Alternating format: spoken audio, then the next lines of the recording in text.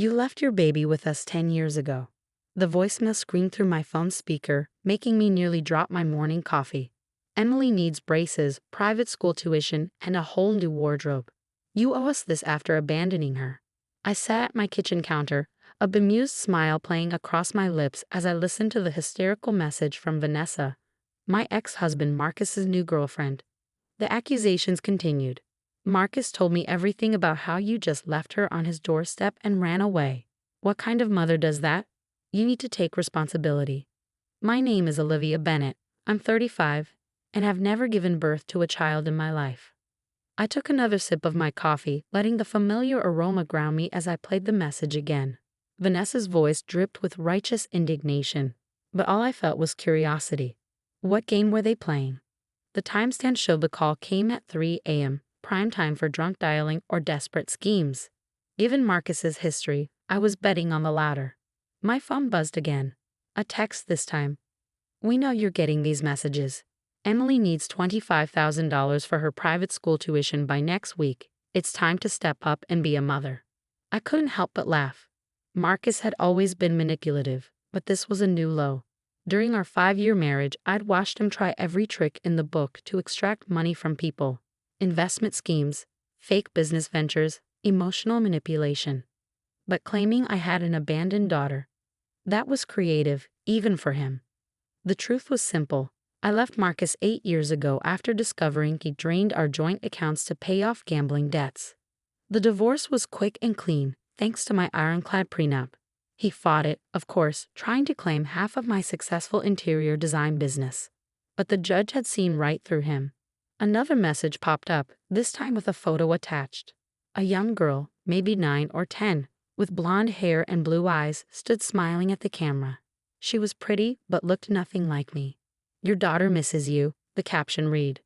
I saved the photo, adding it to my growing file of evidence. Something wasn't adding up. Marcus knew I couldn't have children.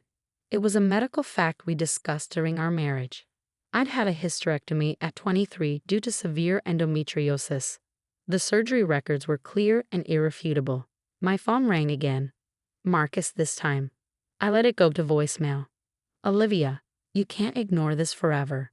Emily's your responsibility too. We've protected your secret for 10 years, but if you don't help us now, everyone will know what kind of mother you really are.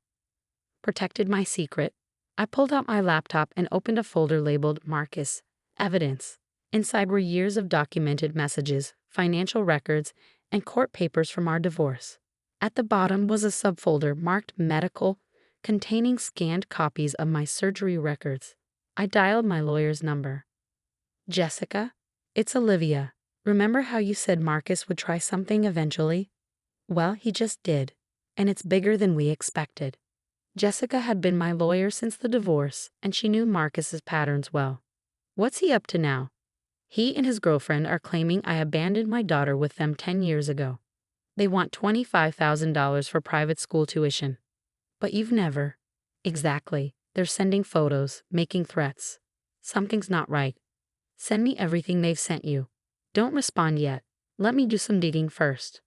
After hanging up, I poured myself another coffee and walked to my home office. The wall of windows overlooked the city skyline, a view I'd earned through years of hard work building my design business. Marcus had always been jealous of my success, constantly trying to insert himself into my company's operations during our marriage. My computer pinged with an email notification. More photos from Vanessa, this time showing the girl, Emily, at various ages, school photos, birthday parties, holidays. They clearly put effort into this charade. But there was something familiar about Emily's face that I couldn't quite place. I started running the photos through a facial recognition program I'd installed after the divorce. Marcus's previous schemes had taught me to be prepared. As the program worked, I scrolled through local news archives from 10 years ago. If there really was an abandoned baby involved, it would have made the news. Nothing came up matching their story. The facial recognition program beeped. A match. My hands stilled on the keyboard as I stared at the results. The girl in the photos was indeed named Emily Carson. Her pictures appeared on a local dance studio's website from 2 years ago. Her parents were listed as Michael and Sandra Carson. I picked up my phone and called Jessica back. Found something interesting, I said when she answered. The girl in her photos? She's not their daughter either. They're using pictures of a local dance student. That's identity theft of a minor, Jessica replied, her voice sharp. Send me what you found. I'm calling in a favor with a detective I know. I forwarded everything, the photos, messages, and facial recognition results. As I did, another voicemail came in from Marcus.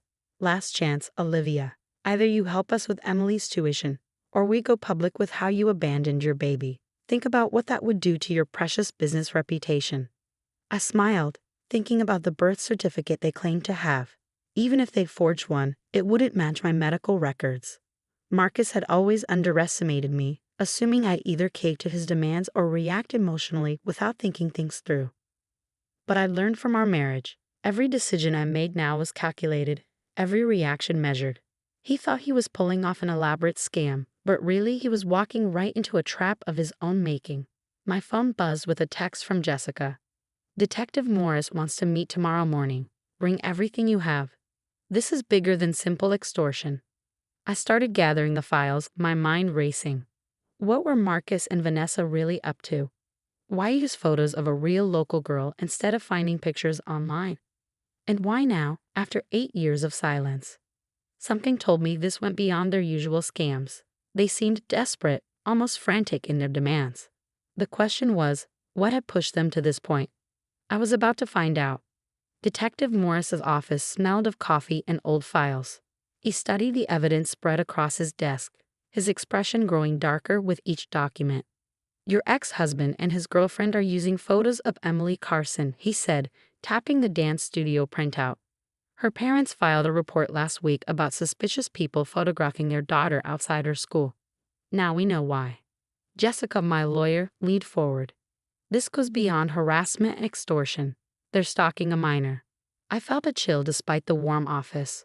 Why her? Of all the children they could have chosen for this scam, why pick a local girl?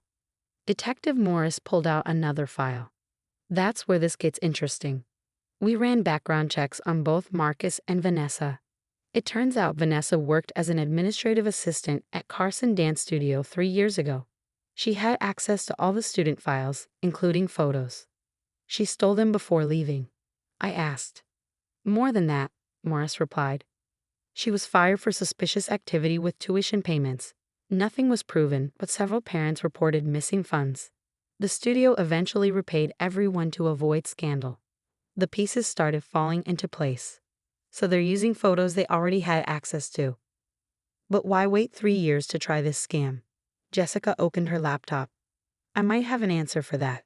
I did some digging into their current finances. Marcus took out several high-interest loans 6 months ago. They're due next week. How much? I asked, though I already knew the answer. $25,000. The exact amount they were demanding from me. Detective Morris nodded. They're desperate. But they made a crucial mistake using Emily's photos. Mr. and Mrs. Carson are pressing charges for harassment and unauthorized use of their daughter's image. We've been building a case. My phone buzzed. Another text from Vanessa. Emily's asking why her mom doesn't love her. How can you be so heartless? I showed it to Morris. They're getting more aggressive. Good, he said. Keep documenting everything. Don't block them. We need evidence of every contact. Jessica pulled out another document. I've drafted a cease and desist letter, but given their financial situation, I don't think it will stop them. No, I agreed. Marcus never backs down easily. When we were married, he'd always doubled down when cornered. He's probably already planning his next move. As if on cue, my phone lit up with a call from an unknown number. Morris nodded, signaling me to answer on speaker. Hello, Ms. Bennett? A woman's voice, unfamiliar. I'm a reporter with the Daily Tribune. We've received some interesting information about you abandoning your child 10 years ago. Would you care to comment? I met Morris's eyes as I replied carefully. I'm aware of these false allegations. I've never had children. My medical records prove this conclusively. Your ex-husband provided us with a birth certificate. A forgery, I interrupted. Detective Morris at the Central Precinct would be very interested in seeing that document. Shall I transfer you? Silence then. I'll need to verify some things first. After she hung up, Morris was already dialing. I'm calling the fraud unit. Forging birth certificates takes this to a federal level. I sat back, feeling strangely calm.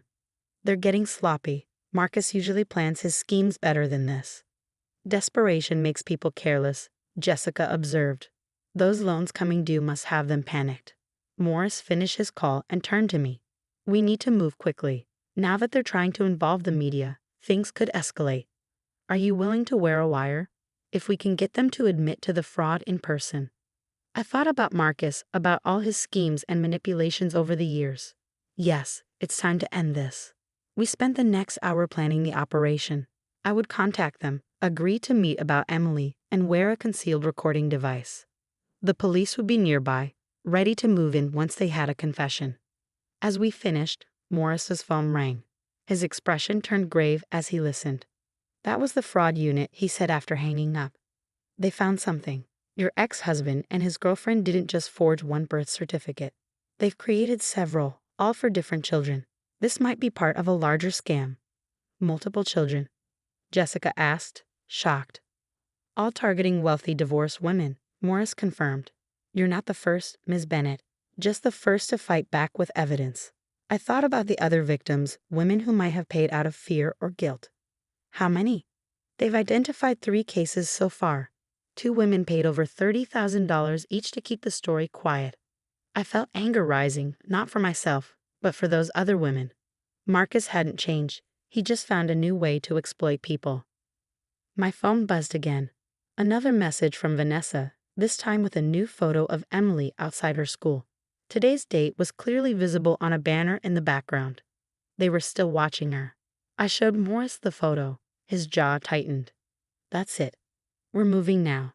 The Carson family has been worried sick about these stalkers. I'm not waiting for them to escalate further.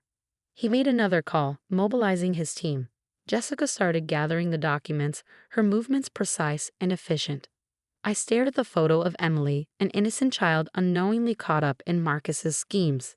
This wasn't just about money anymore. They crossed a line, endangering a child for their greed.